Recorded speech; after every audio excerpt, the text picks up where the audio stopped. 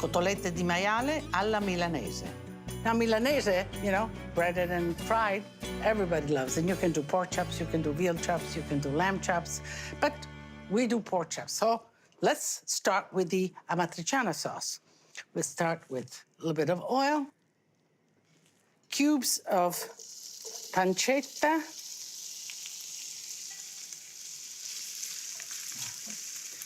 and cut some onions, just some white onions, and not too thin, because I do want the feel of the onion kind of when I bite into it. So this is nice and crunchy. You render it. I'll put the onions right in there.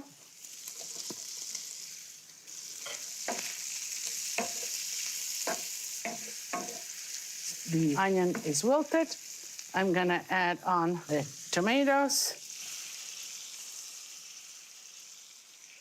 Here we are. I'm gonna put a little peperoncino because Amatriciana, they like their peperoncino there, a little spiciness. And we let this simmer. Let me season all of the pork chops before I get to bread them. Here we are, a little bit of salt.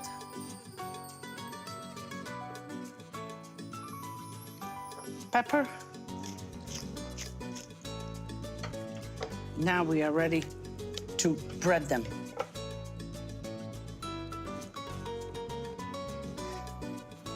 Shake off any excess flour on all sides. Okay.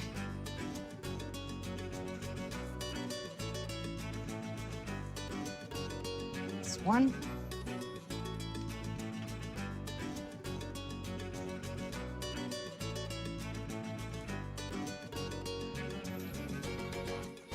Okay, and we're gonna begin to fry our pork chops. I use canola oil. While the oil is heating, let me address some of your social communication with me. And here I have from Anthony, Anto Spirito, at Anto Spirito, and this beautiful torta pasqualina. And Anthony, it looks great. Pizza rustica, bellissima, bravo. And this is Felipe at Felix Foodies. And he has this gorgeous photo of this lasagna. Let me tell you, it looks great from the top. I would like to get inside and really taste it, Philippe, because it looks good. Bravo. Très bon, Philippe. Let me just, yes, you see, it's kind of sizzling. So when you fry something, especially something big, always lay it from here away from you because it doesn't squirt on you. In this case, I'm gonna put it this way so they fit comfortably in the pan.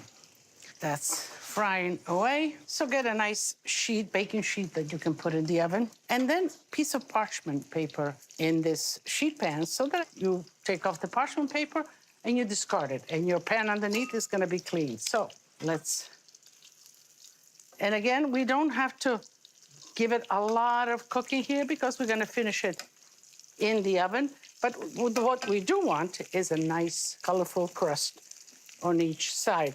So a few more minutes, these will be finished frying, and I'll put them in a hot 400-degree oven for about 15, 20 minutes till they get cooked thoroughly and they'll be nice and crisp. By then, the Amatriciana will be finished. In the meantime, I will clean up and then we'll taste. When a dish or a recipe is usually refers to a city, Milanese, Bolognese, means that I guess it had its birth or its roots in that city. Milanese, to me, means breaded, usually. You know, if you have a cotoletta alla Milanese, you have a breaded veal cutlet and fried. Certainly at Lidia, we use a lot of those techniques. Everybody does alla Milanese. And the chef, Fortunato, makes a delicious pork chops Milanese. So that means that, you know, again, you don't have to limit yourself to veal. It could be chicken Milanese, it could be pork chop Milanese, it could be lamb chop Milanese. So get creative. One of those quick desserts and very Italian, fruit. Fruit and Prosecco. What can be more Italian than that? I love to do it with peaches. It's a nice and juicy pink peach. Delicious. Okay. Can't resist. So juicy, so sweet. Juicy, juicy peach. And blueberries. Peaches and blueberries are just wonderful together. So let me just... And then tap it all with Prosecco. A nice bottle of Prosecco right in there. And this makes such a refreshing dessert, but even kind of an intermezzo if you have people coming over and you have this chilling in the refrigerator. It is just wonderful. Mint and just pieces of leaves of mint like that. So let me go in there and kind of mix this up. And I'm not mulling it, I'm just mixing it up. Here we are. You let this kind of chill in the refrigerator, half an hour, even overnight. But it's beautiful, beautiful setting, looks beautiful, and it is a beautiful dessert. In 1971, my husband and I, we decided we're gonna open the first restaurant. The dilemma was, you know, what kind of cuisine? But we did our research, and all of the Italian restaurants in America had this Italian-American menu. We weren't gonna be any different, even though at home we cook differently. And we put an Italian-American menu. We hired an Italian-American chef, and I stood behind him and kind of learned the Italian-American cuisine. But after a while, I realized that I wanted my guests to eat what I ate at home, the Italian regional cuisine. And I began slowly, alongside of him, to cook my polenta, my risotto, and it took us a while before we put it on the menu. Oh, here are the pork chops. They look so beautiful.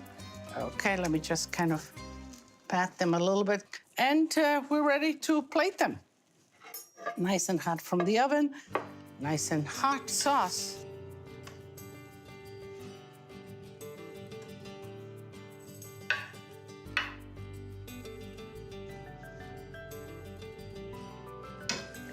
And I'm thinking 1, 2, just like that.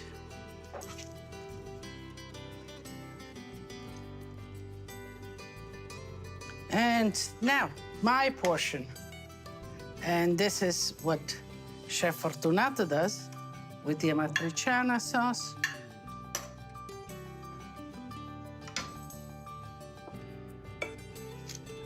Let me prepare my dessert as well.